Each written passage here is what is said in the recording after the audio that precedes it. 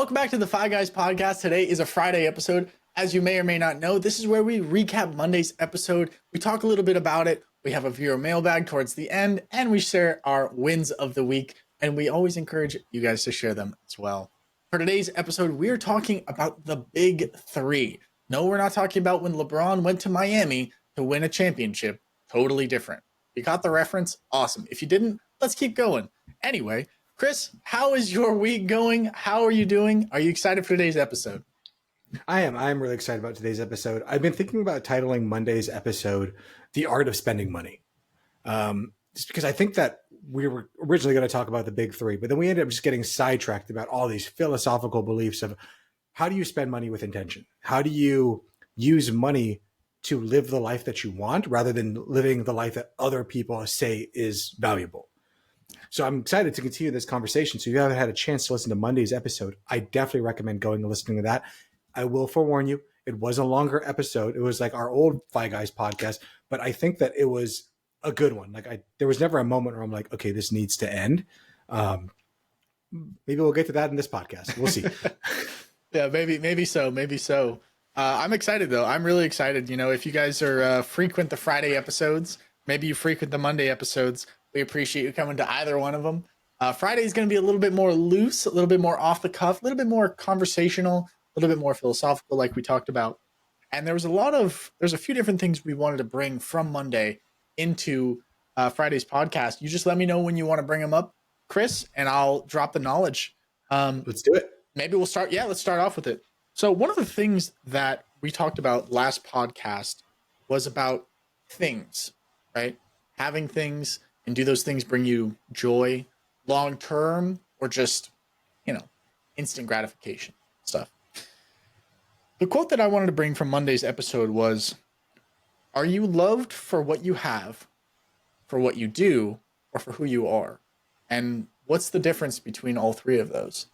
Because a lot of times people attach, well, I have a boat and I've got a boat. I'm a boat guy, right? That's who I am, right? I know for me, I stream, I do content. I'm a content guy. If you took that away, well, what would I be? Right? A lot of people have a really deep identity crisis when it comes to stuff like that. Because what you have and what you do, is that who you are? I guess the choice is up to you. Chris, what do you think about that? About attaching physical things to who you are and attaching what you do to who you are? What do you get from all that? Yeah, I think it's dangerous. In investing, one of the biggest, a free lunch, as it were, the easiest thing you can do to be well-rounded is to diversify. And I think a lot of us, we can hear that intuitively and be like, all right, for my money, that makes sense. But when I say, how about you diversify who you are? You diversify your personality. People are like that, I don't understand what that means. But if you hang your hat on who you are versus the things that you do, the thing that I am a podcaster, I'm a business owner, I'm an entrepreneur, or maybe I'm a plumber, I'm an electrician, I'm a HVAC guy, whatever. I don't know what it is. The moment that day ends, a part of you just died. The part of you, the part that you said, this is who I am, it's gone. And your brain doesn't know the difference between you being gone and your identity being gone. It's the exact same thing. So when you lose that moment, that can be, those are those moments that people like lose everything. They start to question their life. How many people do we know that lost the job due to layoffs, maybe even got to retirement? And now they, for the first time in 40 years, 30 years, 20 years, realize like, what the hell was I doing? I forgot time with my family, didn't go on vacations, didn't live the life that I wanted to because I was building up this identity that was ephemeral, that went away. So that's the way it could be if you're asking the question, what do you do? What if you ask the question of what things do you have? Well, I'm a boat guy. I have a plane. I have a car. I'm all these things. What happens when you get in your car crash and your Cybertruck runs off a cliff by itself? What happens when your boat sinks? What happens when a storm comes through and flips your plane over? Again, your identity has been destroyed because you are these things. These things are me. And therefore, that's where you'll see people who will lose their minds over their cars, lose their minds over their boat. Hey, man, you're hitting my car or whatever. And they take it as a personal affront that they are like something getting destroyed is their personal selves are getting destroyed. And that's the reason we'll see someone overreact very often to their things getting injured, because they confuse their things for themselves. And there's the final question. What do you do? Or not what do you do, but what do you like? Can you remind me of what it was, Dominic?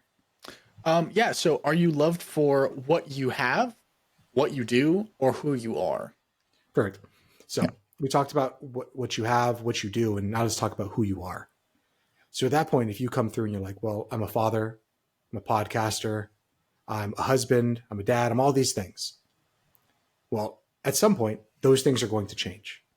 At some point, you might be a stay-at-home dad, but your kids are going to leave the house. You might be a stay-at-home mom, your kids are going to leave the house. You might be someone that loves jujitsu and you get injured, you can't play that game anymore. I love to surf, but now I got stung by a stingray and I can't stand on my surfboard because it hurts too much for a little while. So if you have just one identity, I am just this. I think the best way to put this is for the stay-at-home mom or someone who has just always wanted to be a mother, because this is where I've seen this the most in my clients.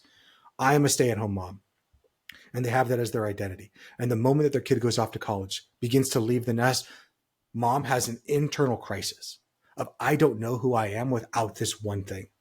So they hold on to their kids. They don't let their kids leave. They become that proverbial tiger mom who is following them to college, doing all this crazy stuff. But if you are a self-assured in yourself and you've diversified yourself over enough things, okay, maybe I'm not a stay-at-home mom anymore because my kid has left, but I'm also someone who loves to quilt, someone who likes to knit, to do all these other things. I'm not just one person. I'm all of these things. And all these things is the amalgamation of them is me. But I think for people, if you're looking at like what's safer, who you are is probably the safest.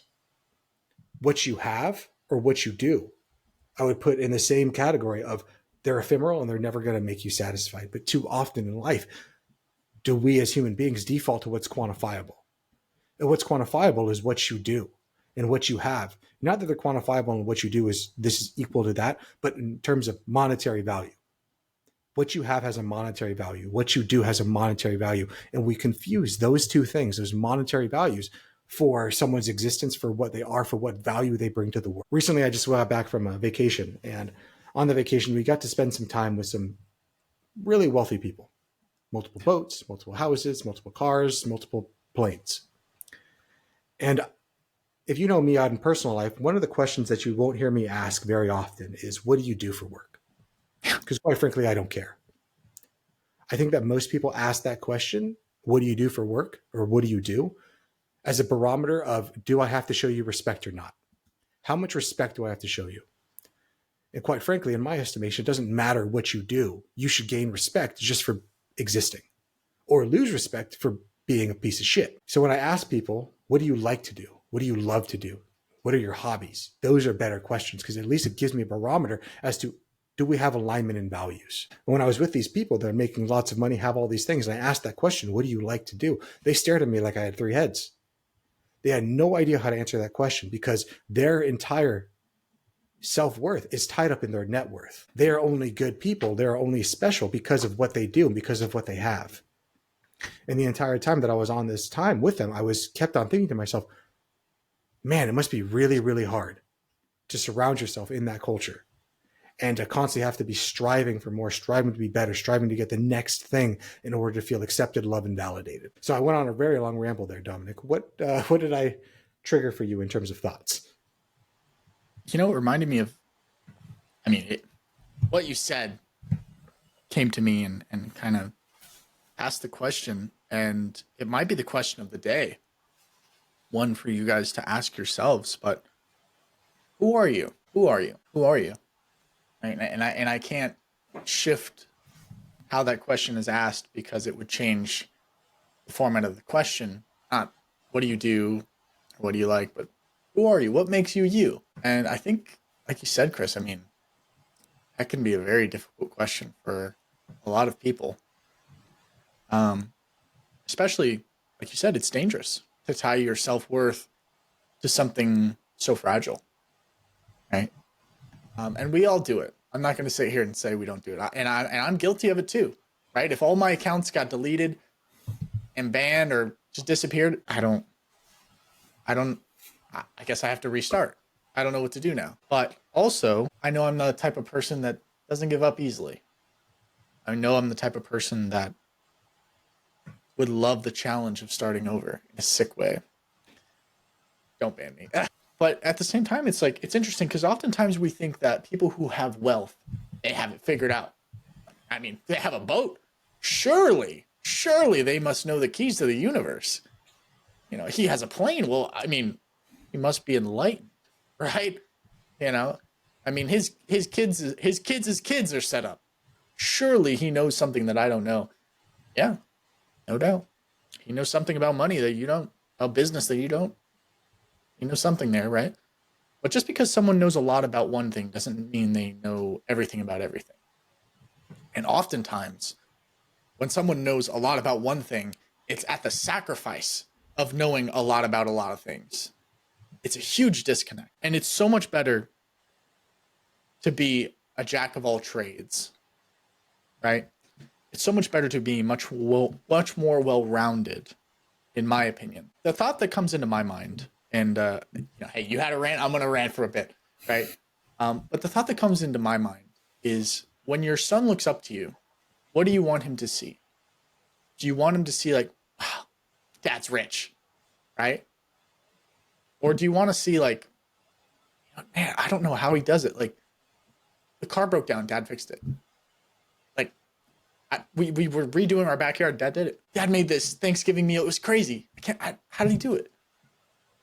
I think it's much more exciting, to me at least, to be well-rounded in that regard than to be so focused on one thing that you forget everything else. And don't be wrong, like it'd be cool to be like super rich and have a plane and a boat. Like I'm not gonna sit here and BS you like I wasn't looking at planes yesterday, as I kind of was. My buddy was playing Flight Simulator. We all have our tendencies, right? But it's the question that gets asked so often: what are you willing to sacrifice to get to that goal? What are you not willing to sacrifice to get to your goal? Is an even better question. Last podcast, we learned about a guy who was spending about $4,000 a month on going out to eat, right? Well, what are you willing to sacrifice to be in a better financial place? Are you willing to cook at home for $4,000? You can have a private chef for $4,000. Good Lord. Maybe not. I don't know. Maybe not the best one, right? I'm sure. I don't know. A chef, bro. If I come to your house for $4,000 a month and batch your meals, hell yeah.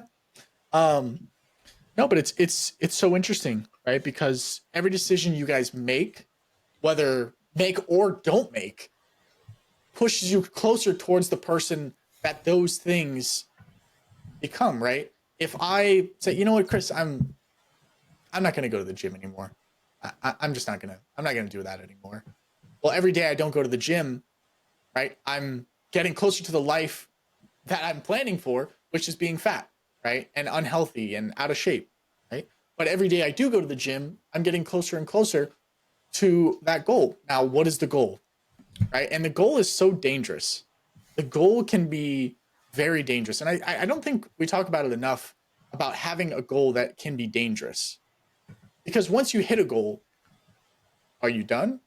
Do you maintain it? Is it a rolling goal? What is this goal? Right? And maybe we can have a whole podcast on goal setting, right? But how would you go about setting a goal, Chris?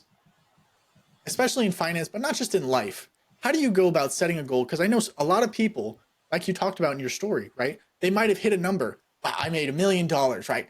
I got a $600,000 boat. I made it.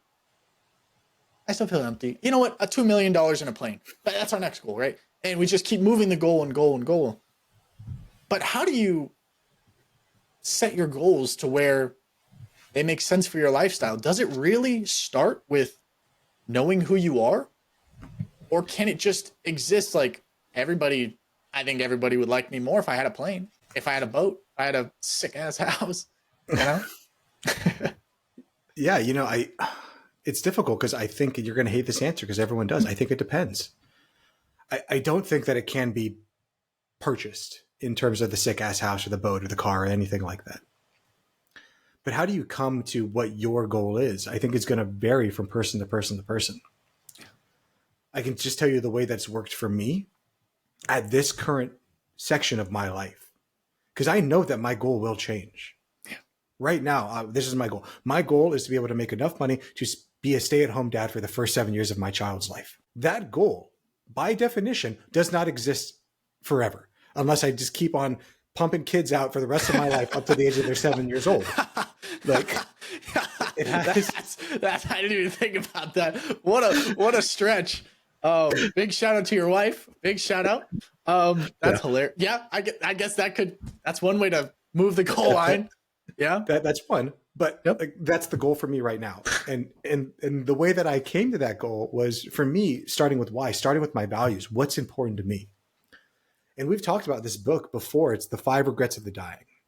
And I was so lucky looking back on my life and having a moment where I watched a YouTube video. And the YouTube video was the 100 regrets of people from age 1 to 100. And age 1 was just a kid sitting there because they can't talk. And then like by the age of 4 or 5, it's like, I wish I got that candy or something. And they're all silly and silly and silly until you start getting older and older. When you start getting to the older people, that's when the regrets start to really hit home. And I can't remember exactly what the 5 were, but maybe you can pull that up, Dominic, and read it for the audience. I know we did a podcast on it before, but I remember one of them that hit home was, I wish I had chosen to be happy more. I wish I had spent more time with people. Dominic, what else was there? I wish I had lived a life true to myself and not a life others expected of me. That is a scary one. That is so frightening. I wish I hadn't worked so hard. I wish I had the courage to express how I felt. I wish I had stayed in touch with my friends. And I wish I had let myself be happier. So reading that book and reading these regrets, because I believe that the only thing that we know is that one day we will die. And that's terrifying. And we also know that we exist. And that's really, really scary. But that book was the thing that took me to realize that, oh, money isn't the goal. Because for a long time, for about 10 years of my life, I chased money. Just money. That's all I wanted. More and more money. Because I believed once I woke up and I saw this certain number in my investment accounts, in my bank accounts, in my net worth, that I would finally be happy. You know what happened on the day that I hit that number? Nothing. It was still me. Still me alone with myself. Yeah. And that's what started this whole thing. Started my career into trying to become a different type of financial consultant, trying to start the podcast. All of this stuff comes from that moment of how can we help people to not get to that moment? Because we can either do what I did, where you get there and you're like, all right, I need a change. I need to help people. I need to become a hero of my own story and a hero and a guide to other people and their stories. Or you can become the villain or the victim. You can say like, oh, I hit the wrong thing. Man, this just sucks. I guess I have to go for the next thing. Or I was lied to and it's somebody else's fault and I need to go and get them. Or I need to tell other people that I have it all right because I'm making more money and that they need to strive for more to get more people on the bandwagon with me. So at least I don't feel so alone. You make yourself the victim, the villain, or the hero. Yeah. And that's a conscious choice that you get to make. I know it doesn't feel conscious, but it is. Between stimulus and response, there's a gap. Yes. And that's why it's so important to live your own script. You know, I wish I had lived a more true life is such a heartbreaking thing. And I wonder, this is a question for the listeners, but you know, what part of your lives are 100% you? And what parts of your lives are you doing for the approval of others? And I can think of a few in my life. Yeah, no, go for it. I was just thinking of the job interview I had. I'm like, man, do I even want this? Like, if it was up to me, like, would I go down this path? Like, I know the answer, but I'm kind of afraid to say it. What were you going to say, Chris? I was thinking that it's hard though, because we do seek the validation from others, mainly our parents, mainly our spouses. Like, and that's really difficult if you go your entire life trying to make dad proud or mom proud or your spouse love you without first loving yourself. You know, I think it starts and it ends with you. People can't give you that validation. They can't give you anything. Again, I'm going to say it. Like, why do you seek validation of who you are from people who don't know who they are? Only you can rock this journey. Only you can go down this path of financial independence, of becoming a better person, of all these things. It's all interconnected. I know that we're the 5 guys that we talk about financial independence, but that's just a jumping off point to living a better life. Because once you see the way broadly, you see it in all things. You can take this stuff, what we talk about with money, and apply it to any aspect of your life to make it better. because it doesn't have to do with these specific tips and tricks. It has to do with the mindset that you cultivate and build over time. Oftentimes what I have found is that knowledge is not the issue. It's consistency. Consistency of showing up every day, even when you feel it's not working. We call that on the path of financial dependence, or at least I do, the boring middle, when you don't feel like anything's happening. And that is the feeling of growth. Just like when you go to the gym, right? The first time you walk inside there, man, you watch your numbers just shoot up exponentially. Like, man, I'm doing so great, because you've never done it. And then you hit a plateau. And that plateau just goes on indefinitely. And it's so annoying. And that is the boring middle. Every day you're voting for the person you want to be. And be so lucky that you're on that journey, because I can promise you that reaching the destination is not what you thought it was going to be. You're so lucky to be on a long journey, so that we don't realize that when we got to the destination that it wasn't where you wanted to be, because wherever you went, there you were. You were at the destination the entire time because it was you, but you didn't want to see that because that's really tough to figure out. That's really tough to see. It's tough. It's tough out there. But, it's tougher when you're not awake. And I hope that makes sense to you. I'm not talking about sleep here, right? It's more of a Matrix reference, right?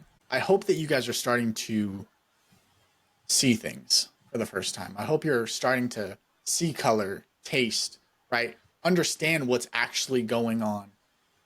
I don't want you guys to get to the end of your life and have these deep, deep regrets. Why didn't anybody tell me? I didn't know I could be that happy. Why did I do this? Why did I do that? Live your life on your own script. Take control of your life. Be the hero of your own story. It's the only way to live. It's the only way to live. And you're always going to have regrets. That's like a human experience. But make sure you're at least playing the game and not just sitting on the sidelines. I know we got off on a huge philosophical rant. I'm not even sure what this episode is about. I'm going to be honest. I don't even, someone mentioned big three earlier in the episode. Psh, out the window. But a lot of great information, right? And that's what I love about this podcast is, even though sometimes on the Friday episode, we'll go down a path, right? It's always going to be great information that sparks a conversation in your own head, in your own friend groups, with your family, in the comments. And I want us to continue to have these conversations that open up our consciousness, open up our minds, right? Open up not just the finance of it all. Anybody can save money. Anybody can buy an index. Anybody can do that. But why? Why do we do that? Why should we do that? Why wouldn't we do that? Those are the more important questions that we really like to save for Friday's episode. And that's why we get so philosophical on Friday. Look at me trying to justify my actions. I'm having a good time here, and I'm not going to apologize for it. I'm writing my own script. Anyway, Chris, where should we go from here? I know we have a juicy mailbag coming up very soon. Yeah. Let's get on to that. I know that we had another quote we wanted to talk about, but I don't want to take up our audience's next 25 minutes talking about that. So we will table that discussion for later. Absolutely. Well, boys and girls, boys, girls, cats, dogs, everyone alike. This is our portion of the podcast where we like to call 5 Friday feedback. It's one of my favorite parts of the week, where you guys write in via email or our website, and you're looking for some help, looking for some advice, or even just sharing a success. We love hearing about your guys' successes, financial, not financial, either or. Loving it. But today we found a friend of ours in need of help. Let's see if we can help them. Howdy, Fi Guys. I am currently 32 years old, broke, in debt, and ready to rebuild. I love it. I love it. There's nothing better than the bottom of a mountain, all the way looking up. Like, I got a long way to go, but I'm on the journey. This guy seems to be awake, and I'm loving it. I'm 32, making $40,000 a year in a physically demanding manufacturing job. And for years, I just kept my head down. No plan, no budget, and really I was just in survival mode. But lately, I'm done coasting. I want more from life. Here's where I'm at financially. I currently have $6,000 left in student loans, and I'm attacking them hard. I've got $8,000 in credit card debt, split across 2 cards that I can't stand having. Understandable. A car loan dropped from 28 to 18. progress, but still heavy, and $500 to my name after bills. Hey, Unfortunately, I Dom, have yes. before we move on, Dominic. So one thing before we get into this, because I can already see that this is going to be a long one. Okay. So from a financial standpoint, just when I look at these debts, like just as a general rule, the credit card debt is your number one like issue. Okay. So when he's saying like I'm throwing as much as I can at the student loans, I think that just from a financial standpoint, we could sometimes we need to put the puzzle pieces in different places. And that's because of the interest rate, correct? Mm-hmm. Gotcha. Just want to make sure. Generally, student loans interest rates about 7%, on a credit card anywhere from 15 to 30. Unfortunately, my hours are unpredictable. So if there's no work, there's no pay. That is very unpredictable. That's tough. I have no idea what's in my retirement account or how to check it. No one's ever taught me this stuff. And retirement feels like a fantasy for people who figured it out way earlier than me. My girlfriend and I dream of buying land, a piece to call our own. But right now, that feels like it's so far away. The real dream, I want to take a year off and finally finish my degree.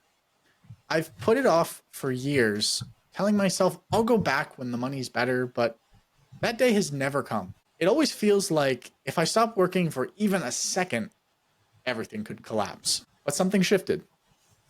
I've been listening to this podcast called The Fi Guys, reading more, learning more about how money really works, and for the first time in a long time, I actually believe I can turn it around. Yeah, buddy, that's what I like to hear. So here's what I'm asking. If I took time off to finish school, how would I do it? How do you stay consistent when money's always tight? And what's one system, one habit, one mindset shift that helped you go from drowning to finally breathing? And thank you to everyone who has already shared their story. You've lit the fire underneath me. I may not have it all figured out yet, but I'm awake now. And that future I've been too afraid to look at doesn't feel impossible anymore. It feels like mine to shape. Debt so high, but I'll still try. I'm broke at 32, but I'm ready to break through. Love that. I love that. I love the energy we're coming in with. I love that. I love it. I love it. I love it. There's nothing scarier than a man who's hungry. And it sounds like he is starving. So, Chris, where do we start with this one? I know we talked a little bit about the credit card, swapping that for the student loans, really starting to hammer the credit cards more than student loan due to the interest rate. What else do you have for him? Yeah, for this one, I feel like we're going to go more philosophical and ask more questions than we're going to give answers. But first off, I want to give our listener, our writer here, massive respect for your honesty and your willingness to share your story. Because in all honesty, that is the hardest and the most important step. It's being willing to ask for help. It's being willing to admit that there's at least a problem so that we can start to take care of it. So your main question is, do you have the ability to take a year off to go back to school? I'm going to say that's a very bold move. And it is doable. But it's going to require a solid plan to keep you financially afloat while you're out. Realistically, you'll probably need to still work while you're at school and do them both at the same time. Even if that means a part-time work to help cover the bills and reduce the stress while you study. Because I don't want you to be like, oh, I'm just going to let it all off and just go there, just there. Because the amount of stress you're going to be putting yourself into is going to hamper your school, your study. Regardless of what decision you need to make. And that's a decision that only you can make is, do I go full into being a student, or do I do a little bit of A and a little bit of B? Because too often do many of us think about if I'm either a student or I'm a working person. And there is no in between. Never shall the twain cross. That's not how the world works. We can always do a little bit of both. But regardless of what you choose, you'll need to build a bare bones budget right now that cuts everything non-essential, so you know exactly what your minimum monthly expenses are. This will help you figure out how much money you need during the time that you're off or in your part-time work phase. Because without those numbers, without knowing the big three like we talked about, without knowing your necessary expenses, your non-necessary expenses, without knowing these things, you are flying blind. And if you're flying blind, the chances of you running into a mountain, a building, or the ground are extremely high. So right now you said you have $500 in your checking your savings account. I know this is going to sound like me just telling you pie in the sky stuff, but you need to start working on an emergency fund that covers 3 to 6 months. And for you, it's not even going to be an emergency fund. It's going to be a float fund to get you from where you are right now to get to where you want to be. So I don't know if that means that you have to try to work more hours, try to find another job, quit your current job. Even if it means picking up extra side shifts or whatever for a little while, that's what you need to do. One thing that I worry about him saying, I want to take off time to go to school. What about your debt? Do you think your debt is also going to take time off while you go to school? Yeah, maybe you can go into forbearance for the student loans. That's an option. Not a great option, but an option. But the credit cards don't care. Your car payment doesn't care. So if I was you, I would focus on taking off those debts. At least the car payment and the credit cards for sure. And we've talked about ways to take off debt. If that's the snowball method, the avalanche method, or the hybrid approach that we here at the Fi Guys kind of came up with. And if you don't know what that is, you can listen back to, I think, just 2 episodes ago in the Fi Crash Course. We talk all about it. So we talked already when Dominic was reading the letter that the credit card is your highest interest. If I was you, I would take the avalanche approach and attack that. It's luckily for you also one of the relatively smaller ones. So I would start there. And keep making minimum payments on everything else to avoid penalties. That's something that's very important. Just because I say attack this thing first, it doesn't mean at the expense of everything else 100%. If you're 100% on I need to go back to school, I would consider talking with your lender about hardship programs or refinancing, especially on the car loan. Sometimes you can reduce your payment or even the interest rate temporarily, which for right now could be a lifeline. Now, you said something that I thought was kind of funny. You said that I don't even know how to check my retirement accounts. That sounds like an excuse to me. You have an HR department, you have someone at work, you have people. You need to be the hero of your own story and figure that out. You need to know how to open and review your retirement accounts right freaking now.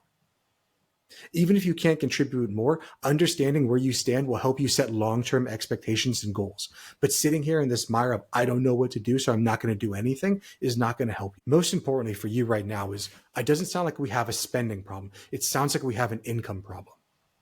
So you need to look for ways to increase your income, whether that be side hustles, freelance gigs, or things to be able to work flexibly around your school schedule and your current work schedule. And I know it sucks. I know it's hard. I know that it's so much easier to say, just go make more money than it is to actually go and make money. But you asked me, what is one mindset shift that helped? And it's focusing on the small wins and on consistency over perfection. Celebrate your debt payoff plans. Each dollar saved is a dollar closer to where you want to go. Finally, I want you to communicate openly with your girlfriend about your goals and your expectations, because we need that teamwork mindset.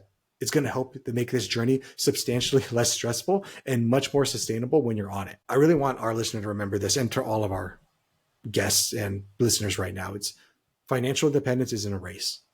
It's a journey. Every step forward counts. And you're already moving in the right direction. And that means something. So you ask the questions, can you take time off to do school? Maybe. How do you stay consistent? Tiny little wins, focusing on that. Mindset shift and habit. We've already talked about that, but I want to give you another one. You need to take extreme ownership of your life. There's a lot of, oh, well, I didn't have these things, or somebody else, or it wasn't for me. That doesn't sound like somebody who's taking ownership of their life. That's something that you need to work on internally to figure out for yourself. And I would also question the validity of, if I need to go back to college, what's the purpose? What degree are you trying to get? What is the higher goal? Because if you just want to go back to college because you feel that if I go back to college, everything will be better and magically the heavens will open and I'll finally have all the money that I want, that's not really true. And Dominic, I want to talk about one thing that I think is really important that I haven't really brought up. This is something that I find a lot with my clients. They use this saying, well, Chris, if I do this thing, it'll finally work out. And I go, how do you know that? And they say, well, Chris, it feels true. And to our listener, I want you to think for a second. Is truth a feeling? Did we develop over millennia to feel truth, to intuitively understand truth? I would argue no. We don't see truth in any way, shape, or form. We hear 0.3% of what sounds are out there. We see 0.2% of the electromagnetic spectrum. We are running our entire lives through this biological entity on this effed up operating system in stories in our mind. It's called your frame of reference. We don't know what truth is. Feeling truth is not a real thing. Things feel true if you told yourself it over and over and over again, but that's a belief. That's not truth. It's a belief. It's faith. And those things are important. Those things are the things that get you out of bed, the hope that things can be better. But again, you have to question, is that hope that things are going to be better? Is that truth? And just because it feels true, again, truth is not a feeling. All right, I'm done ranting. I love it. No, I think that's powerful. I think that's really powerful. Truth is not a feeling. Also, another option that I didn't think you said, and he didn't mention, is it possible to go to school part-time? Maybe take one class at a time after work, right? I know when I went to community college, there was a bunch of people who came in after work, right, to get a higher education. Super common. And you don't have to stack your load of classes. You can take one or two classes, right? You can take it online too, if you want, if that works for you. And I think there's a lot of options on the table, but I mean, I agree with what you were saying, Chris. It's like, what's the outcome? What's the goal? Are we doing this for vanity? It's like, yeah, I'm a college graduate. It's like, cool story, bro. Who are you? Right? Who are you? Right? It's like, I'm a college graduate. I get that. That's what you've done. But who are you? Right? But yeah, I mean, I loved what you were saying about all of that. That was great. That was great. I love the idea of, it's like, all right, what do you think is going to happen? Because it's rarely, whatever we think is going to happen, rarely ever happens that way, right? Otherwise, I'd be a gambling prodigy.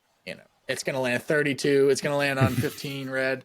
I'd have a much crazier setup back here. But no, things rarely go how we plan. And I think it's important, like Chris said, to always look at not just one step ahead, but 15 steps ahead. Look way ahead and see which way it could go, which way could it happen, which way couldn't it happen, right? And just try to understand every scenario in the best way possible. But yeah, that's my take on it. So to our listener, thank you so much for writing in. You're on the right path. Just keep going. I wish there was some magical words I can say that would get you from where you are to where you want to be. Unfortunately, there isn't, because it's a journey, and it's a journey that only you can go on one step at a time. But you're on the right path. Just keep walking it. So walk it with people that are close to you, and know that we're always here for you. There's a community of people that are behind you and supporting you. And with that, big hugs from California and Arizona. Let's move on to win of the week. That's so weird to hear. I'm so used to Arizona. Come home. I miss you. No, you're home now. I'll come visit you. Anyway, so this is the portion of the podcast where we encourage you guys to type your win of the weeks down in the comments if that function is available to you on the platform you are listening to. If you're wondering what I'm talking about, well, guess what? The Five Guys podcast is not just on YouTube or Spotify. It's on Google Podcast, Apple Podcast, and anywhere podcasts can be listened to. It happens to be there. So with that being said, let's get on to win of the week and end our week on a high note. Chris, what do you have for your win of the week?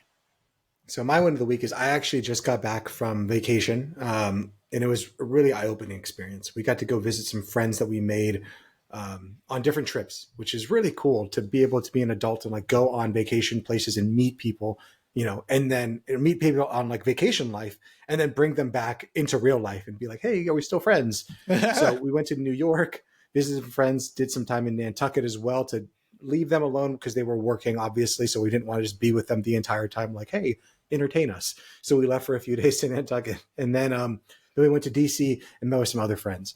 And it was just so eye-opening to see how other people live, how other people's consciousness gets to inhabit and how they get to exist. It was a great time to connect with great friends, a great time to connect with my wife. And I was just so thankful and blessed to be able to have those experiences with my friends and my family and my wife. So that was great. We got to see some really cool places, try some great food, and have some really different and cool experiences. That sounds exciting. So you said you went to DC, you said? Yeah, Washington, D.C. We spent a lot of time in Georgetown. We also did a lot of time in New York. Our friends live right next to like the Empire State Building, which was like sick. right Yeah. in central everything. And then we did some time in Nantucket, which is a small little beach town, which is pretty cool. Heck yeah. A lot of different, you got relaxing beach, you got the hustle and bustle of New York. Do you find New York to be a little bit overstimulating, or do you like the For pace of it? me, Or yeah, nope, I can't deal with it. I didn't think so. It's it's like everybody has like ADHD and is also on Adderall, and everyone's just like, it's so much, so overwhelming. Good food though. Good food though. Good food, Anyway, really well, good that food. sounds very almost too good of food. That's a pretty good win of the week.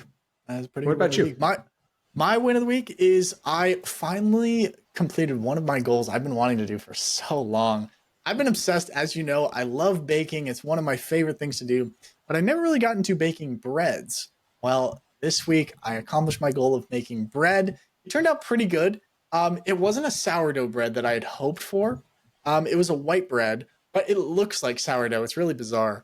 But it turned out really good, very delicious.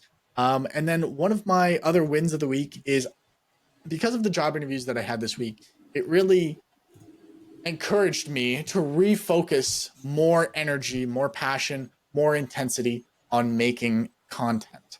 And I love making content. I love filming these podcasts. I love doing gaming live streams. And I love doing vlogs on all three of the channels that I do have. Right. So, one of the things I did to refocus myself was every content creator in my like circle that I've either streamed with, I've either made gaming videos with, or any sort of content in that regard, I reached out to each one of them and just let them know, like, hey, I'm back. I'm so back. I'm back, and I'm more energized and excited than I've ever been before. And I want to start getting some videos out with you. And it's awesome. I've got 2 videos already recorded, and they're halfway edited right now.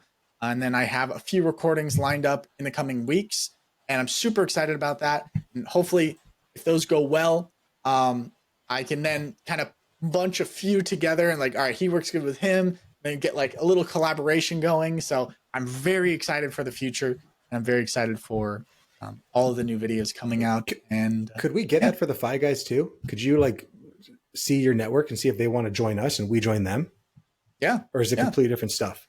It would be a little bit different. Yeah, a lot of it's more like gaming content, gaming, streaming, stuff like that. So it's other side of the pendulum. I always point everybody to the Fi Guys. But yeah, I do have a gaming channel over there on YouTube, Dominic James Gaming. And my friend Mavnetic, he said something so inspiring to me the other day. He's like, Dom, out of every friend I have that does content, you're the only one who is still obsessed with it since the day I met you. And every day when I go to work and I get that notification that you're going live or a video has been posted, it inspires me because, like clockwork, it's always there. And that is one of the best compliments I've ever had because I mean, in the years I've been streaming, I mean, the last 2 years, I've probably rescheduled maybe 8 streams. I don't reschedule very many, so 3 streams a week for the last couple of years. I mean, I'm enjoying it. I'm more passionate than ever, and I'm so excited for this new chapter. I'm so excited to see what else this year brings, and I hope you guys are excited and as passionate as something in your life. Make sure to push yourself creatively, um, linguistically, so that you don't make up words, um, and just push yourself to be your best self. Here at the Five Guys, we're always going to be here to root for you and be your champions. Right. So, anything else you want to add, Chris, before we close out for today? Awesome. No, you got us. Let's close out, Dominic. You got it. All righty. Well, guys, that is today's episode. Make sure to like, subscribe, follow any place you can follow the Five Guys. Do follow the Five Guys. We appreciate your guys' support. It means the world to us, but it would mean even more to us if you brought a friend along. Because let's be honest, when you get to be 60 and you want to go on a cruise with the friends and they're still stuck at their job, that's going to suck, right? Take your friends along. Make it a journey. Be a true friend to them. A true friend lets another friend know when they could be doing better. And oftentimes, we can all do better. So let's increase our financial knowledge. Let's open up our eyes and see the world around us. And let's make this a life worth living So go out there, have a great life. We'll see you on Monday. This is the Fi Guys. I'm Dominic. He's Chris. Later. This video podcast is sponsored by Monzon Wealth. The content in this podcast is for informational purposes only and should not be considered financial advice. We do not endorse specific products or services. Past performance does not guarantee future results. The opinions expressed are those of the host and guests, not the podcast sponsor. It is crucial to consult with a qualified financial advisor or professional who can provide advice tailored to your specific needs before making any financial decisions, investments, or taking any other actions. If you are seeking specified help, you can reach out to Chris at monzonwealth.com.